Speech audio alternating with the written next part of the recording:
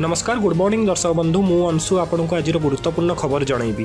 Video भल लगे video गोटे लाइक और चैनल को निश्चित सब्सक्राइब करेंगे। तेबे आज बदल पाग घड़घड़ी सह प्रबल वर्षा नहीं यही सब जिला को सतर्क जारी कला पाणीपाग विभाग। गरम रु आश्वस्ति देव कालबैशाखी वर्षा।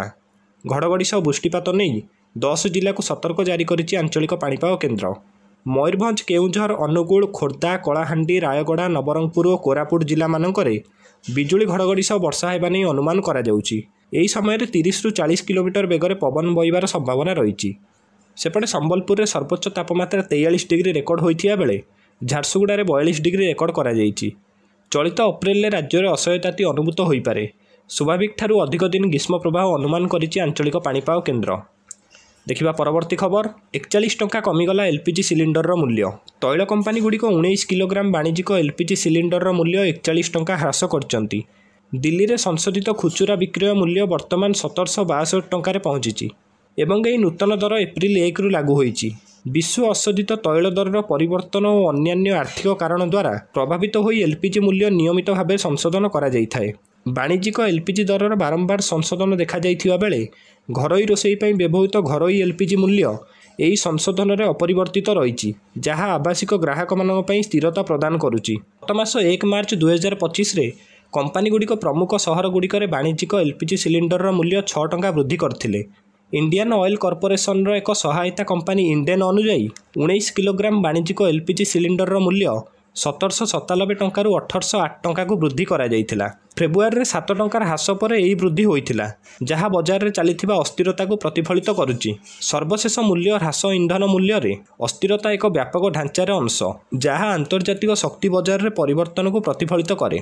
परवर्ती खबर। आज स्कूल पिलांकु मिलिबो मांडिया लडू। स्कूल पिलांको मानसिक और बौद्धिक चिंतार विकास पई पोषण को गुरुत्व देउचंती राज्य सरकार। एथिपई आज स्कूल पोषण युक्त लडू दियाजिबो। ओडिशा दिवस रे यार शुभारंभ नहीं घोषणा करा जाइछि। आज प्रथम रु 10 श्रेणी पिलांकु मांडिया प्रस्तुत लडू प्रदान करा जिवो।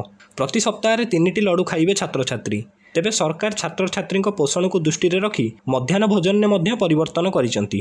अंडा ठारू आरंभ करी मांडिया गुड़े प्रस्तुत लडू प्रदान करा जिवो। नवम दशम श्रेणी छात्र छात्री मध्याह्न भोजन प्रदान करा जाइछि। शिशु बटिका ठू दशम पर्यंत मांडिया लडू प्रदान करा जिवो बोली सरकार पक्षर घोषणा करा जाइछि। सप्ताह रे मंगलवार गुरुवार और शनिवार दिन यह लडू प्रदान करा जिवो। या सहित सप्ताह को अतिरिक्त गोटे लेखा अंडा पिलांकु खाइयाकु दिया जिवो।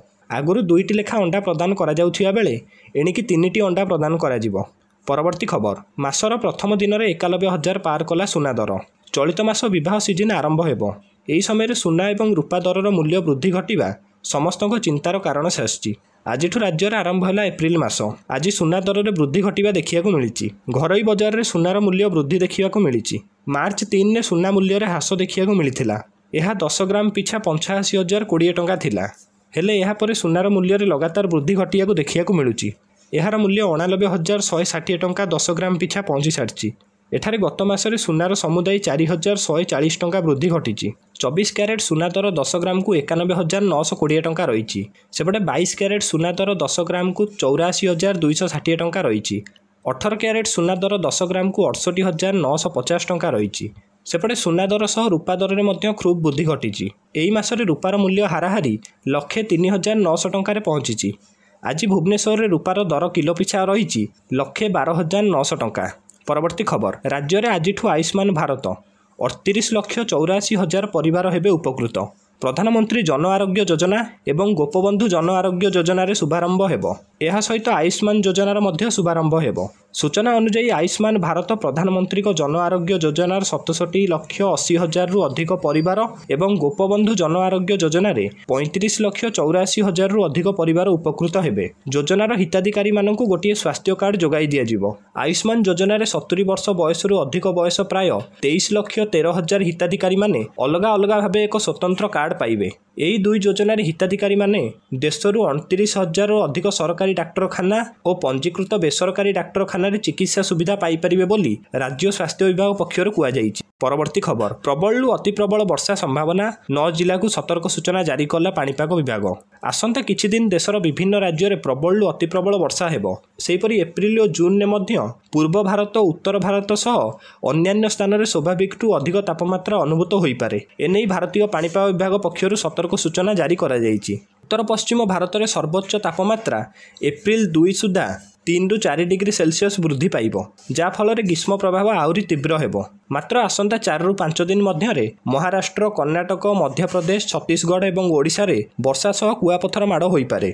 सेहीपरि गुजरातर सौराष्ट्र और कच्छरे ग्रीष्म प्रवाह परिस्थिति सृष्टि हेबार संभावना रही। पाणीपागरे हठात परिवर्तन जोगु फसल सह जनजीवन गुरुतर प्रभावित होउथिबारु लोक आवश्यकता सतर्कता अवलंबन करियाकु पाणीपाग विभाग पक्षरु परामर्श दिया जाई। अन्य पक्षरे बुधवार राज्यर विभिन्न जिल्लार झड़ वर्षा नहीं आंचलिक पाणीपाग विभाग केन्द्र पक्षरु पूर्वानुमान करा जाईछि। कोरापुट, मालकानगिरी, कलाहांडी, कंधमाल, बौद्ध, अनुगुल, मयूरभंज, केउझर, रायगड़ा आदि जिले में 30 ରୁ 40 किलोमीटर बेगर पवन बहिबा सहित घड़घड़ी और बिजुली येलो वार्निंग जारी करछि आंचलिक पाणीपाग विभाग।